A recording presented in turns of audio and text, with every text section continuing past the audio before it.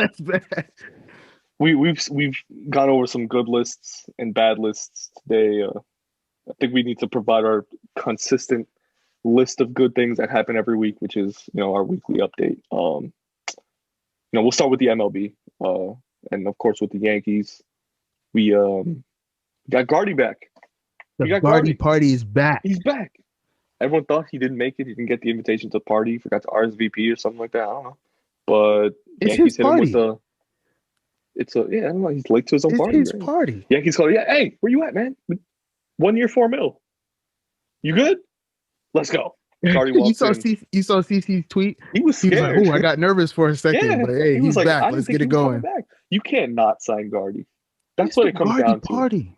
He's a Yankee for life. And we've known that from the moment he won the World Series with us in '09. And he wasn't even the starter at that point. He was like coming in the 9 spot every now and then, plug and play. And he was raking. And then he pulled up, he brought his name up from the dirt for the entire decade that we did not see a World Series. Hurts to say it. And we should have seen one, The obviously. Gardy party is Gardy back in the Party has Bronx. been our guy. Stays in the Bronx, more A importantly. lot of Yankees fans aren't happy with. Well, let me not say a lot. The fake Yankees fans The bad aren't Yankees happy fans, with it. yeah.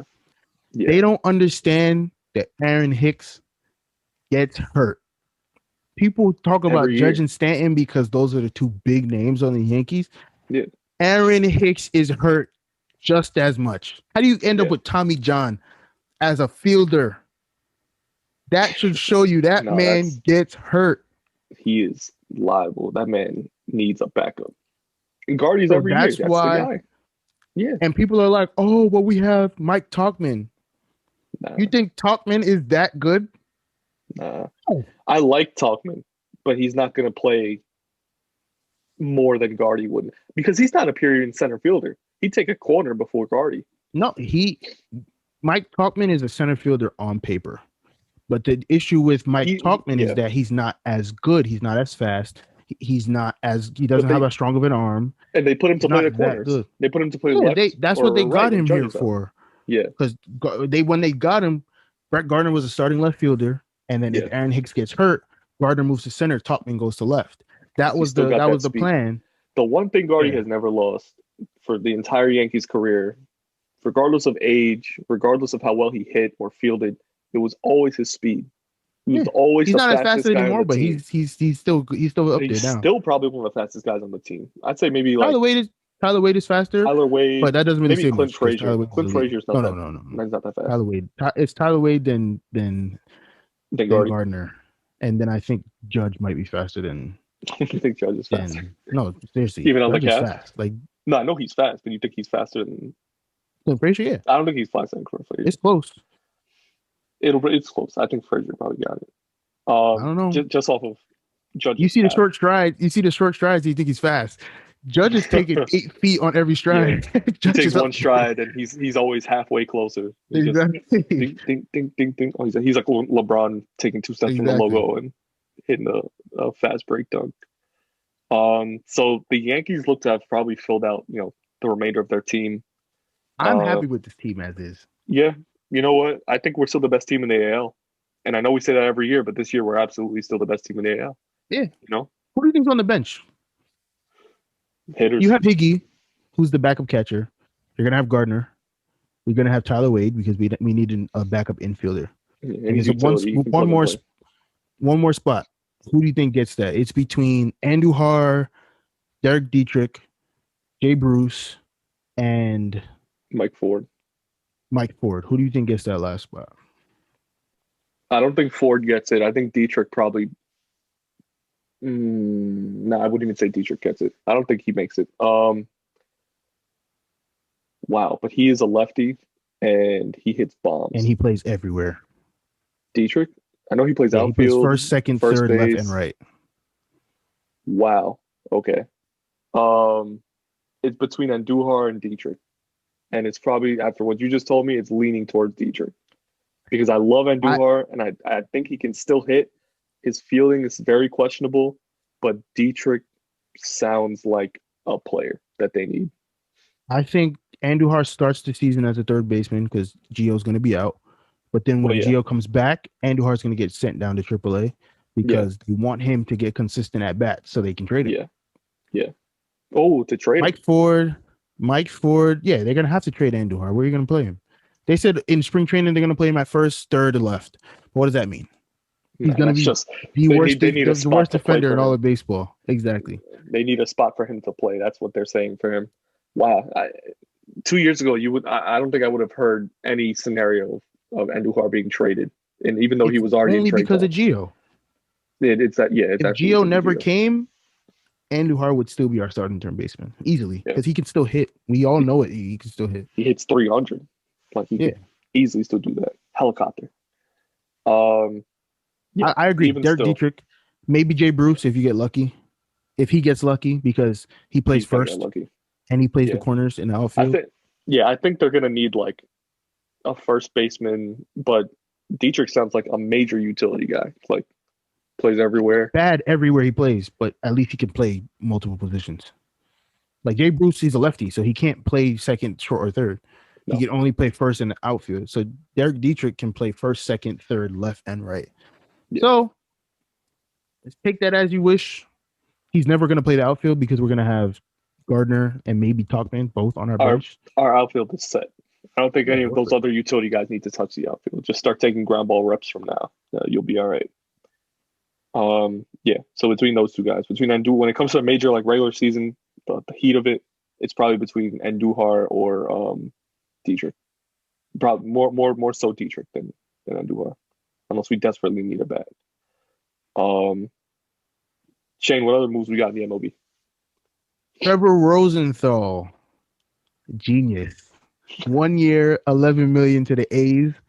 But you think, the A's are giving him $11 million? No, they're giving him, I think, 3 or 4 this year, 3 or 4 the next year, and 4 or 5 the year after that. That is a genius. I would be all over that. He's only playing for 1 year on the A's, and he's getting paid for 3. Oh, he's getting a small dose of the Bobby Bonilla contract. Because if he's elite this year, this year, he's going to still be getting paid by the A's next year and the year after that. Go play for somebody else and make even more money. Doubling up. That's crazy. Genius. I'm all in. Chris Davis and Elvis Andrus swap spots in the AL West. Texas and Chris with the K. Oakland. Chris with the K. 247. Not the bum on the Orioles. Lifetime average. Yeah. Every year. 247. I wish I could do that, man. You said before you wish you could take 247 a year and still make the bank that he does. So make the bank that he does, sure, I'd do it. 247? I don't care if I'm guaranteed less in than today's MLB, that's almost elite. Yeah, you hit better than most catchers. Most catchers, even though he's not a catcher, but you hit better than most people in general. Yeah, most people are batting in the 240s. Granted, he was pretty bad 2020, but 2019, 18, and 17, he hit 247 all 3 of those years. Genius. Yeah. I wish I could do that. So the A's get a shortstop that they need because they lost Simeon. And it looks like Texas gets a DH, which I don't know. Texas isn't moving too much in anyone's eyes. I think they're still bottom barrel AL West. Worst run organization in baseball. Yeah, you know, you got a nice Other than Angels. But where do you see the A's now in the AL West? I think they probably get a little better. You got a better defender. Simeon was a good bat. It's tough to lose. Simeon was good all over the last 2 years. His defense was horrible before that. But 2019 and 2020, he was pretty good defensively. I think the A's needed this trade is what it looked like. So, they made the first move that they could get. And, Andrew he's got some play left in him. People were saying that the A's should have just moved Matt Chapman to shortstop. And I said, what? No. And I kind of, when you think about it, it kind of makes sense. But at the same time, I still wouldn't do it. It kind of makes sense because he's so good for the corner, though. He plays in the outfield, basically, at third base. He plays so deep. So it's basically like he's playing shortstop. I mean, it's not the hot corner. Theoretically, you're playing in the outfield position. But then who do you replace him with? They have some. Remember the guy they just traded? Who they just traded? So I think they just traded some guy to the Dodgers for Adam Kolarek, and he was third baseman in the minors, and he was crushing the ball. So that's why people were like, put him at third and put Chapman at short. But you can't just move a third baseman to short. It's not like Machado. Listen. Just move somebody. Chapman's first of all a top third baseman, I think, in the AL, if not. No, in baseball, I think he's top 3.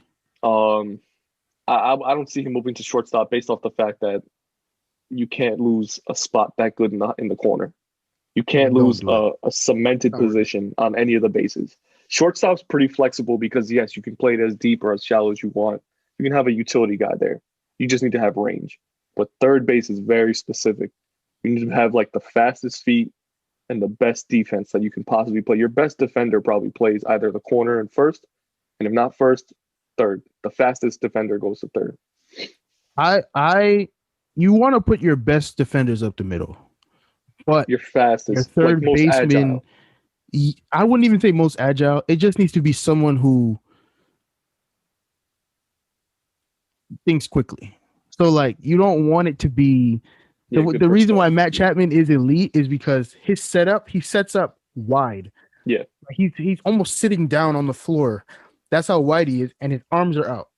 So regardless of what direction he goes in, he's already covered half the ground. So it's just boom and he's out.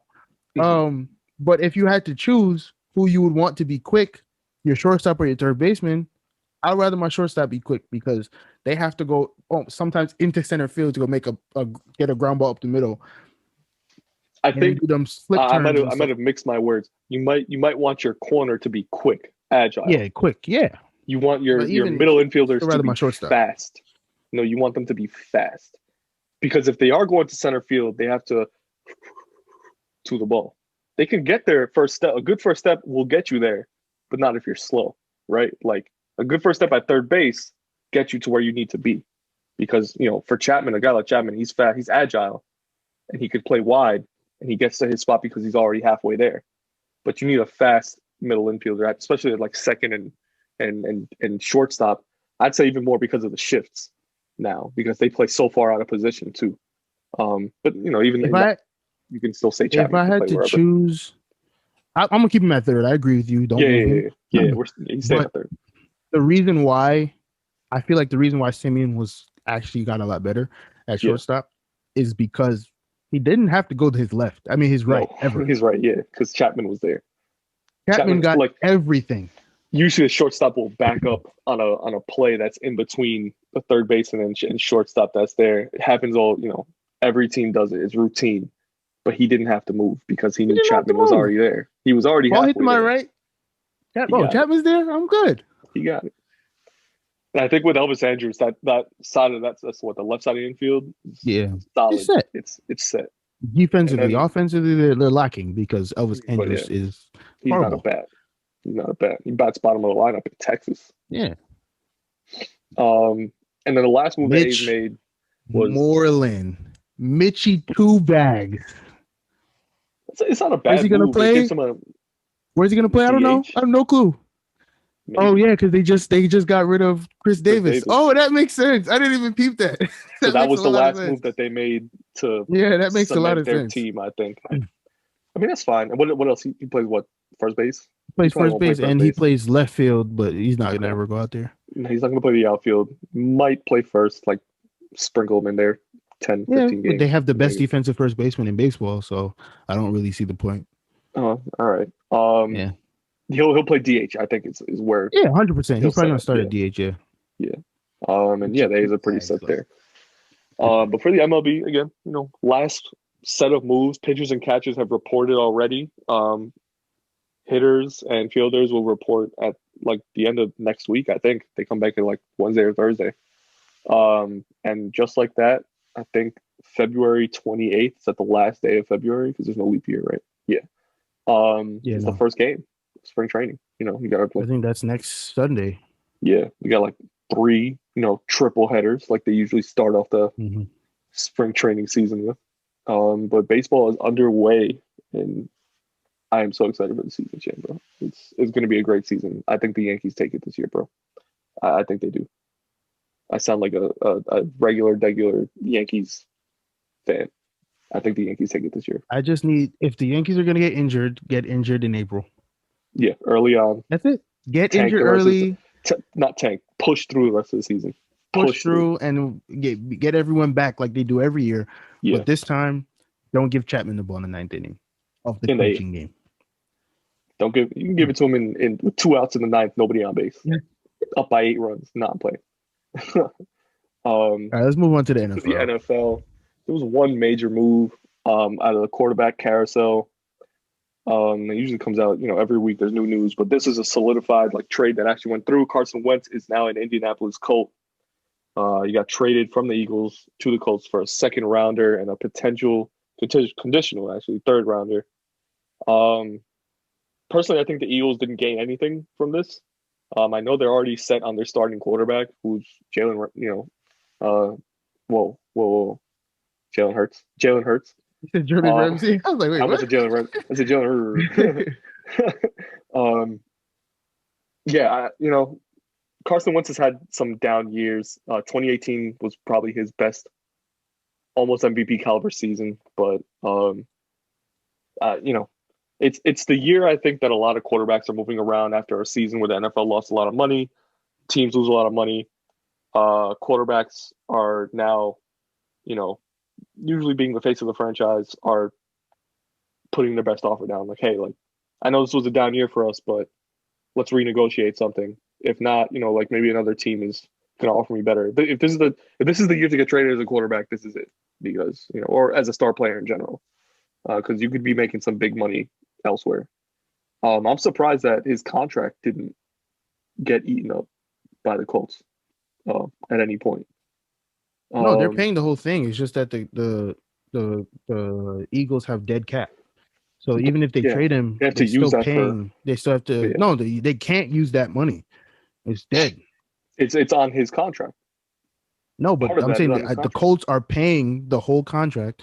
But whenever you have a player that's making that amount of money, you have dead cap. So I think the dead cap hit for this year is like $30 million. So there's $30 million knocked off of the cap. So instead of it being 150 or whatever it is, it's only 120 now. So they have to use 120 on everybody instead of the 150. But it works out because Jalen Hurts is going to be the quarterback, or they're going to draft the quarterback. So they're going to be making they said that they were going to $1 million, $2 million. Yeah. So that's not really a problem. Like if they had Jalen Hurts making 10 million, 15, 20, then it'd be like, okay, now it's a problem because now you're paying 50 million for the quarterback. So it makes sense. Yeah, in comparison, I guess, to the overall weight of the contracts, it pays out itself. Who's the winner of that trade? Yeah, the Colts. Eagles aren't going to gain anything from a second round pick, and even if they get a first round pick from that conditional, they're not going to gain anything from it. That team has a lot to work on in general. The Colts, they already have a good defense, probably one of the better defenses in the AFC too. They were almost a playoff team last year. No, they were a playoff team last year. They bounced in the first round by the Bills.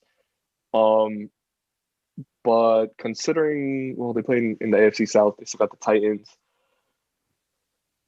I see the Colts winning this trade because, they have a quarterback. It's Carson Wentz. Jacoby Brissett's the backup, so there's still some security there.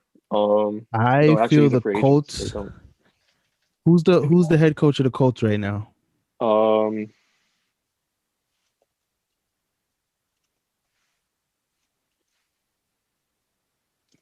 Colts. Steven something. Frank Reich. Bro, I said Steven. Frank Reich. Yeah. Who was the offensive coordinator on the Eagles the year they won the Super Bowl? You gonna surprise me with this one? No, you just looked him up. Frank Reich. Who had Carson Wentz as an MVP candidate that year? Frank Reich. I'm telling you right now, the Colts won this trade. Carson Wentz is back. He's going out there. He's going to be a stud with that offensive line. He's a stud again. They are going to be elite because he knows how to make that man good at football. That's exactly why he wanted that trade then, because he wanted to be reunited with his coach. Oh, I wouldn't be surprised if they win the Super Bowl this year. They have to get through the Chiefs, but I wouldn't be surprised. They got to get through the Chiefs, the Bills, and the Titans. That's a lot to get through. But they're going to be a decent team if he stays healthy. If he stays healthy the entire season, he's really got a good setup going on there. But the Eagles didn't lose the trade because they don't have that sore. He's an eyesore on that team. At But this they point, got 2 high round picks, first half of the draft picks. Let me not say high. They're all three. Both of those picks are top 100. So, you might not get a Hall of Famer, but you can get an All Pro player out of that. It's also dependent on where the Colts finish too. So if the Colts finish real well, they get the back end of that round. It's still, not to say those aren't 100. still top 100. Yeah, it's still good players. They could be missing out on a lot more. And just where the Eagles are, I don't think those draft picks help. I don't think that gets them to even a positive record in the next season. I think they still say sub 500 for the next 2 years at least. Sub 500, yeah. Yeah. They have to really show out with a monster draft pick after this year to really be in consideration, especially in the NFC East. A lot of teams on the rise there. I think they should keep Jalen Hurts. No, they should. Yeah. He torched the teams this year that had good defenses. Torched the Saints. He torched who did he torch the other day? Not the other day, but it was another good team, a team with a pretty good defense. Torched them. He played bad against teams with bad defenses. I think it was the Saints. No, it was the Saints and somebody else. He played 2 really good games this year out of the 5. Saints and 2 were really good. 1 was average and 1 was just really bad. I mean, 2 were just really bad. Well, one of them he got pulled halfway through it. Yeah. That was the last game of the season. Yeah. Yeah. So I feel like they should give him a chance. No, he deserves that chance on that team. Because with him, it's either they're going to be good or they're going to be the worst team in football. So they're going to be back. I don't even think it'll be his fault again. It won't even be his fault. That's what I'm saying. Yeah. They're going to be picking back at the top again, so you can just get a quarterback the next year. Because the only quarterback that really matters, there's only 2 quarterbacks that matter in this draft, and that's Trevor Lawrence and Justin Fields. Yeah. And both of them they're going to go 1 and 2, maybe 1 and 3. Eagles pick at 6, so it doesn't really make a difference. They're not going to get them. They're saying there's a couple other guys that the Eagles should look at every year. Every year there's always a new name that come out of nowhere. Yeah, I know, and I don't know. Hurts is still so young. I don't think he should be even. They should get another quarterback, but they should probably get a vet to mentor him a little bit. He probably needs that. Actually, is Jacoby Brissett even still on the Colts? He's not on the Colts. He signed a 2-year deal, and that was 2 years ago. Anymore. Yeah, sign him. He would be perfect, I think, for Hurts too. Or even better, Fitzmagic. Fitzmagic could get him there, and he could back him up real well. I would even say, Mullen. Nah, actually, I wouldn't say that. I was going to say Cam Newton, but Cam Newton wants a starting job. Yeah, he's not going to Eagles. He's not going to go for it.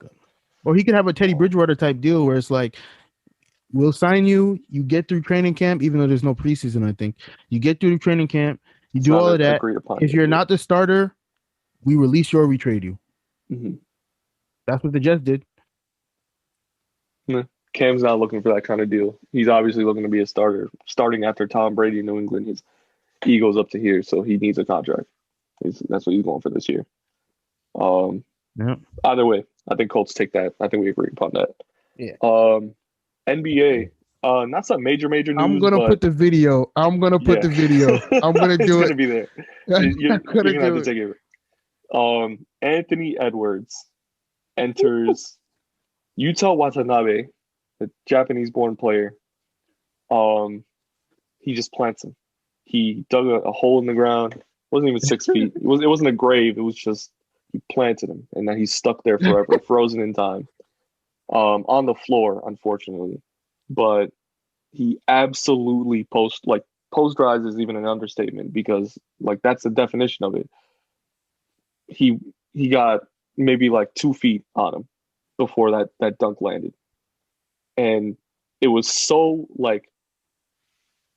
it was like a nuclear bomb was dropped because the scoreboard looked crazy. He got 4 points off of that dunk. They fixed it eventually, but the score went from 61 to 65 as Yuta Watanabe was on the floor. And then there was so much madness after that. I think NBA Twitter broke. My whole Instagram feed was just constant, between SportsCenter, ESPN, Bleacher Report, Sports Illustrated, NBA TV, straight Anthony Edwards highlights from every angle, just all around. This is the rim. 360. Mm-hmm. This is the rim, and this this is what he was looking at the rim like this. Yeah. You know how you gotta be to look at the rim? I remember they had these videos when I was a kid of like, these just like street players, NBA players. They had this guy named the Air up there.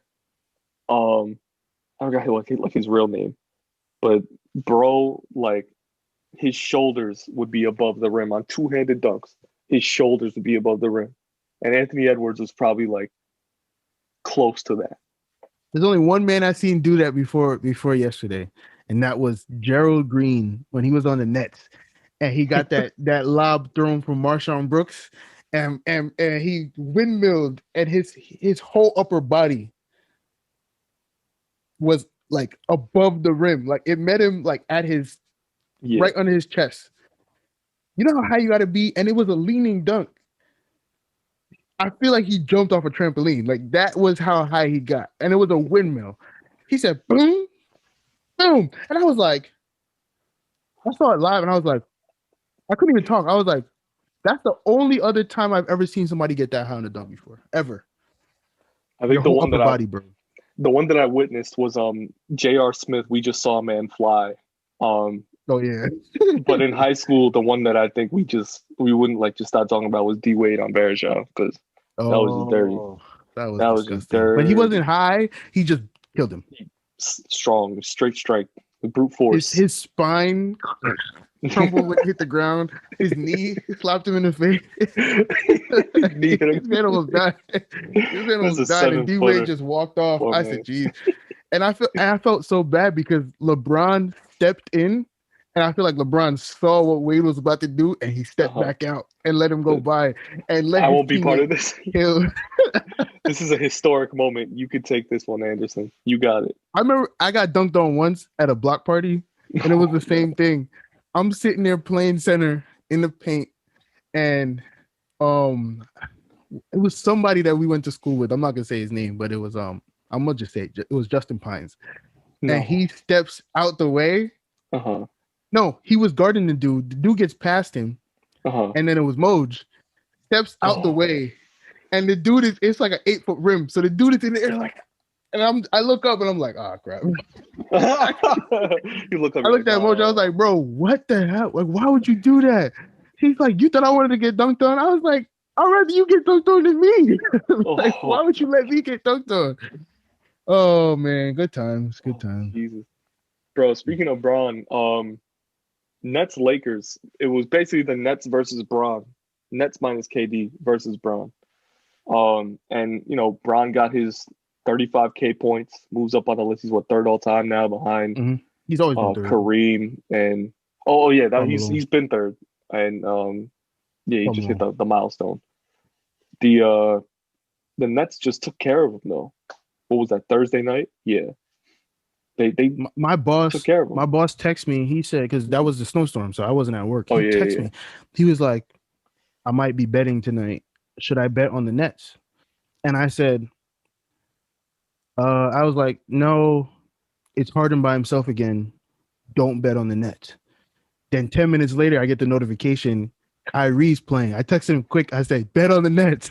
I think they're gonna win. I said they actually might win. But he never responded. And I was like, man, I hope he bet on the Nets. Because I was like, if Kyrie's playing and then Dennis Schroeder's not playing for the Lakers, I said the Nets are gonna blow them out this game easily.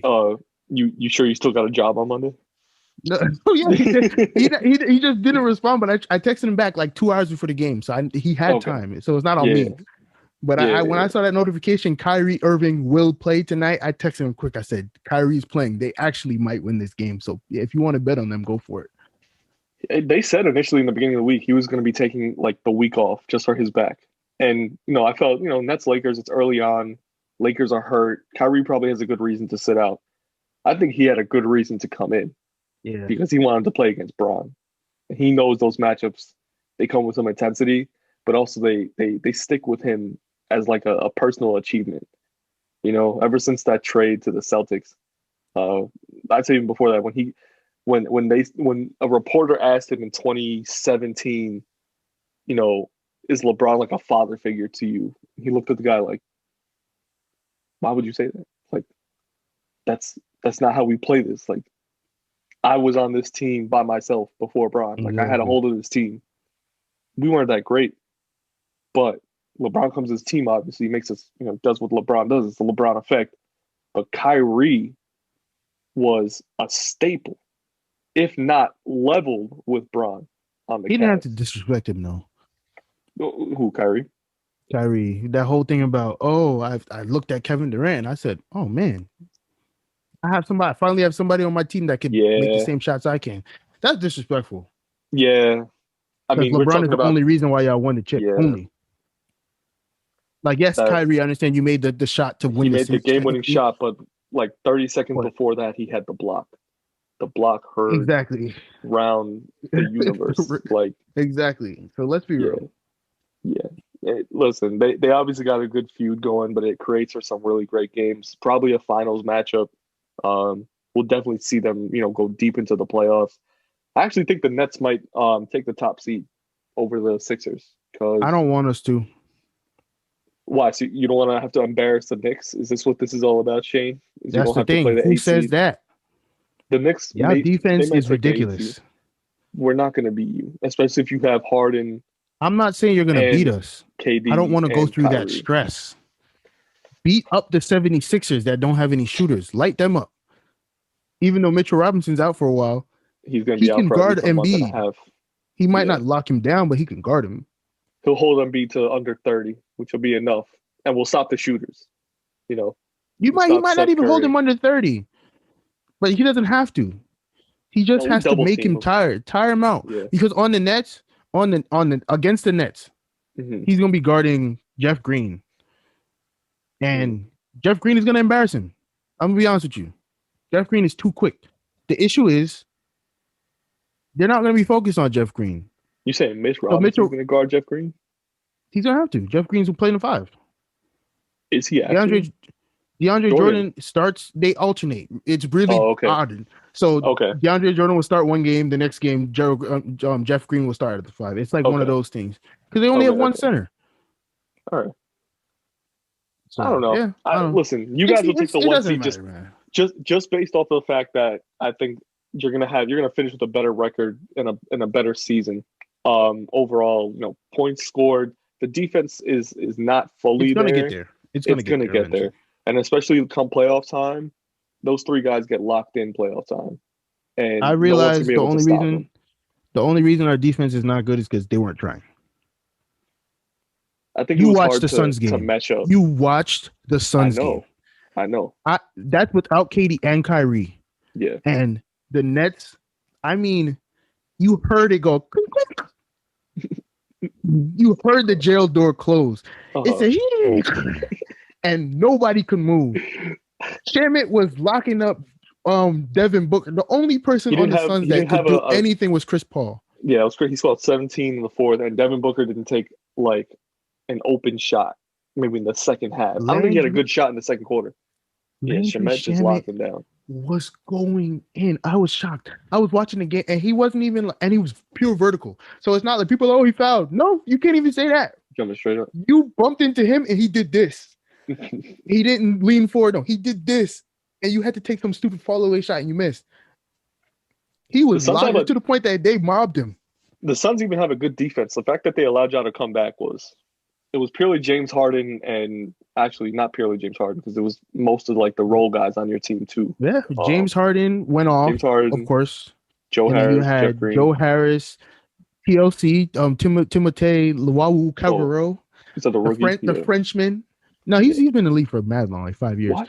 But with him, he's one of those 3-and-D guys. Okay. He's gonna miss a layup.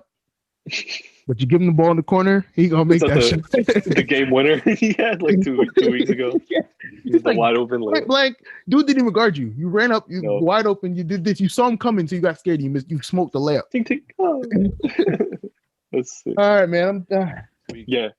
Looking forward to the weeks coming. Baseball starting soon. NBA heating up. All-Star break coming up upon us. NFL probably going into some free agency moves coming up in the next couple of weeks.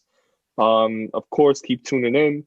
We made an announcement last week. We're on Spotify, fully loaded, still on YouTube. Obviously, we'll be posting up on here. We're on iHeartRadio, Pandora Podcasts, Hopefully soon. Apple Music, we're still working some details out. And of course, still always on Podbean. The links are always there. Please check us out on Twitter, DROD Shaniac. And then check out our personal Twitters as well. We got some, equally good content there. He's at That's _Shane. And I'm at DannyRod75. And just continue to check out our content. We look forward to you guys listening. Sports World, take care. Peace.